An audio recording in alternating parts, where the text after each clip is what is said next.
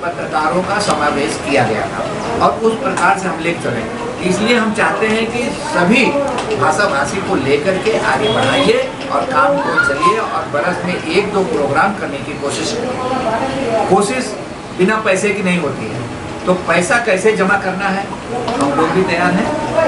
एक नॉर्मल आप लोग जो क्या कहते हैं कि सदस्यता शुल्क के आधार पर अगर मासिक, 6 मासिक, त्रैमासिक, जिस प्रकार से आप लोग जमा करते रहेंगे तो वर्ष में एक बार बहुत बड़ी रकम बन के तैयार होगी और फिर बाहर से डोनेशन भी आएगा और अच्छा प्रोग्राम आपको करने में होगा।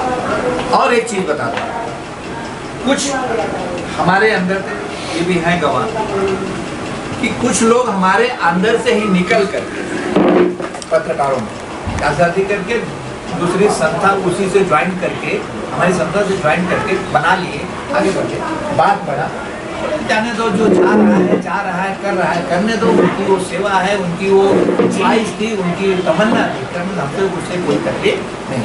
कहने का मतलब है कि अगर कोई गलत करता है या कुछ ऊपर नीचे करता है तो उसके पीछे हमको भागना नहीं है, क्योंकि पीछे भागने में भी खर्चा होता है, एनर्जी भी खत्म होती है। तो हमको वो सब चीज़ करना नहीं है, हमको कैसे आगे बढ़ना उस पर अपने दिमाग को केंद्रित करना है।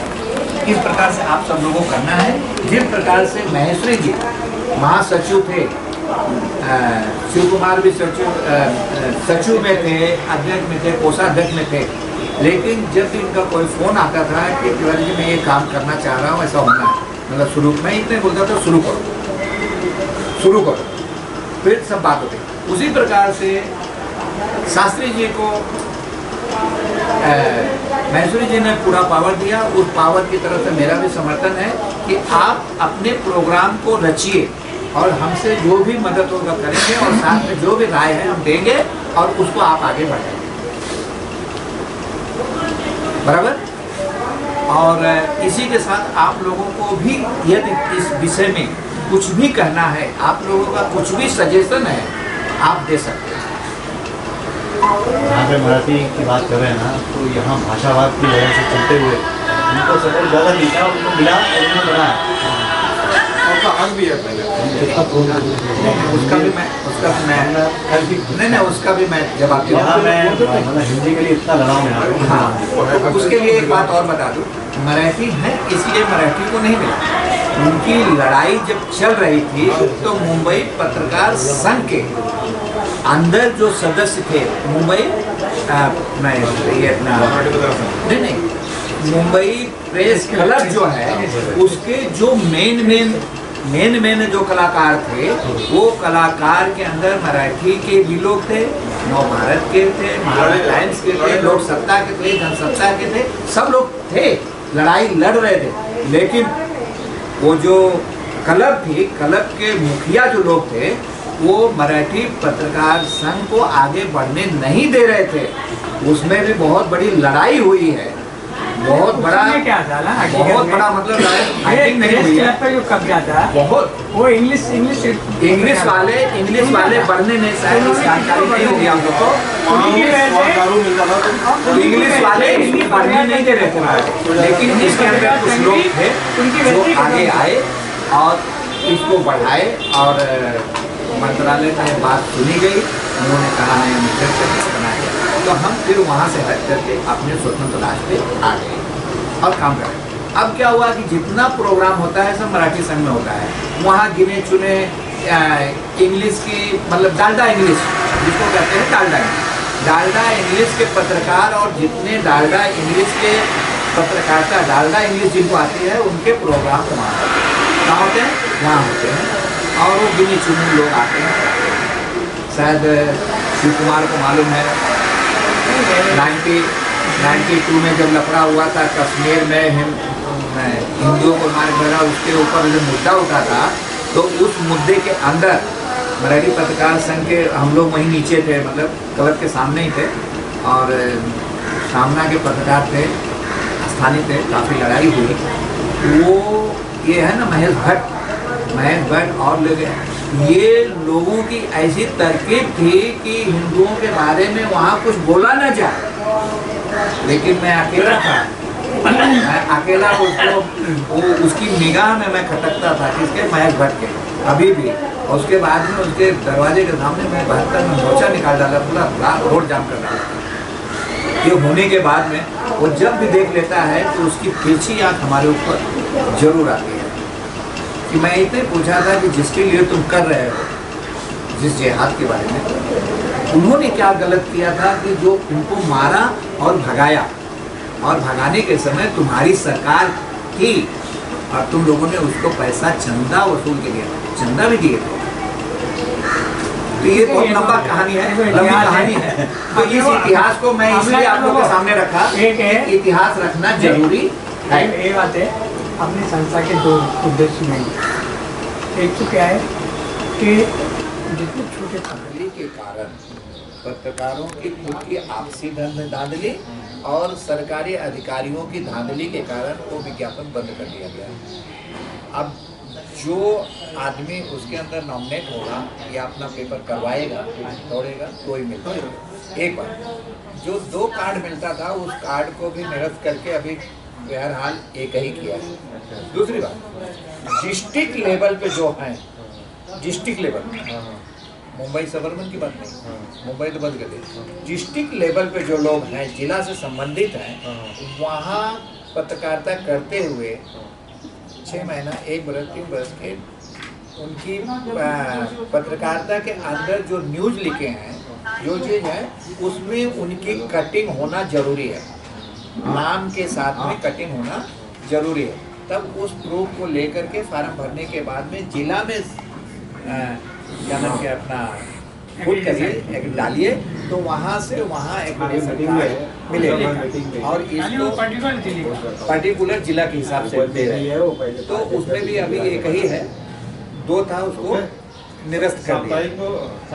हाँ, और दूसरी बात है ऐसा निरस्त इसलिए कर दिया, शायद आप लोगों को मालूम है नहीं मालूम है, निरस्त इसलिए कर दिया कि मंत्रालय में अधिकारी जो गण थे विभाग में, वो और कुछ लोग जो होशियार थे, कोई भाई के नाम, औरत के नाम, पापा का नाम, काका का नाम, 55-6 पेपर रजिस्टर करा करके बरस का एग्रीडेशन तो बनाते थे, साथ में एड का झोल करते थे। तो एड का जैसे कि 5 पेपर एक आदमी का 5-25,000 रुपया आ गया, 3,000 रुपये खर्चे करने में 5 पेपर का एक फाइल पापी आ गई और वहाँ लगा के दे के बिल्ले, उसके बाद फिर बंद हो जाते थे, फिर वही चलता था। और इस प्रकार का कारोबार अपने फील्ड में अपना फील्ड के अंदर भी बहुत सारे लोग करने लग गए। कुछ लोगों को तो मैंने मना किया, मैं बोला इस प्रकार की धांधली करोगे तो आगे आखिर नहीं सुने सबका बंद हो गया। यहाँ एक सबसे बड़ी तकलीफ क्या है, सभी विभाग हैं शुरुआत हो रहा है 25वां वर्ष, जो इसकी सदस्यता राशि पहले से रखी गई थी, हम लोग शुरुआत उसी राशि से ही करेंगे, यानी कि 600 रुपया वार्षिक सदस्यता है तो फिलहाल 600 ही रहेगा। फिर आने वाले समय में या अगले वर्ष में फिर संस्था के सभी सदस्यों से हम लोग विचार करके उसकी क्या राशि बनानी है, चाहे त्रैवार्षिक रखना है, पंचवार्षिक रखना है, उसकी जो भी निर्णय होगा वो हम लोग ले लेंगे। वर्ष में हम लोग संस्था के 3 कार्यक्रम करेंगे। एक तो जो वार्षिक कार्यक्रम होगा वो हम लोग किसी बड़े जगह पर करेंगे, जैसे अंधेरी के मेयर हाल में करते रहे हैं, जहाँ भी एक बड़ा कार्यक्रम हम लोग करेंगे, और 2 छोटे छोटे कार्यक्रम करेंगे।